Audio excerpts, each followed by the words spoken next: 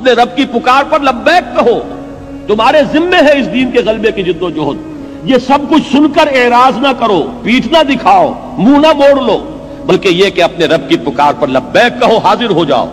وہ جو فیض نے کہا تھا وہ انداز ہمارے اندر پیدا ہو کہ واپس نہیں پھیرا کوئی فرمان جنوں کا، تنہا نہیں لوٹی کبھی آواز جرس کی۔ جب بھی کال آف ڈیوٹی آئی ہے ہم حاضر ہو گئے۔ تو اللہ تمہیں پکار رہا ہے، تمہارا خالق اور تمہارا مالک، کہ اس کے دین کی اقامت کے لیے اپنے آپ کو لگا دو۔ تو آپ کہاں جا رہے ہو؟ استجیبوا لربکم من قبل ان یاتی یوم لا مرد له من اللہ، اپنے رب کی اس پکار پر لبیک کہو اس سے پہلے کہ وہ دن آ جائے کہ پھر جس کو لوٹانے والا کوئی نہیں ہوگا۔ جب وہ گھڑی آ جائے گی موت کی، اس کے بعد کوئی نہیں ہے کہ جو آپ کو اس سے ایک دن کے لیے بھی مزید مہلت لے کر دے دے۔ وہ دن جب آئے گا تو کوئی ٹالنے والا نہ ہوگا۔ اس سے پہلے اپنے رب کی اس پکار پر لبیک کہو۔ اب جب کوئی شخص یہ طے کر لیتا ہے تو اب سمجھنے کی بات ہے کہ اس کے لیے کیا لازمی اوصاف ہے اس جد و جہد کے لیے۔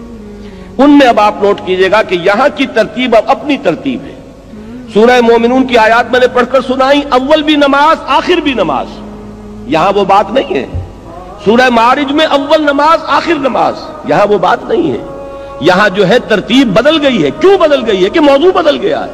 یہ اقامت دین کی جد و جہد کے جو لازمی اوصاف ہیں وہ موضوع ہے یہاں پر، انفرادی سیرت و کردار کے اوصاف نہیں ہیں، اور اس اعتبار سے ترتیب بدل جائے گی۔ پہلی بات، فما اوتیتم من شیء فمتاع الحیات الدنیا وما عند اللہ خیر وابقى للذین آمنوا وعلی ربہم یتوکلون۔ پہلی چیز اس میں وہ بیان ہو رہی ہے جو ایمان کا ایک خاص خلاصہ ہے، لب لباب، لیکن اس کا وہ جوہر جو اقامت دین کی جد و جہد کے لیے ضروری ہے۔ وہ کیا ہے؟ اس بات کا دل پر پورے طور پر نقش ہو جانا کہ اس دنیا میں جو کچھ بھی کسی کو ملا ہے وہ سوائے دنیا کے ساز و سامان کے اور کوئی اس کی حقیقت نہیں، برتنے کی چیز ہے، استعمال کی چیز ہے۔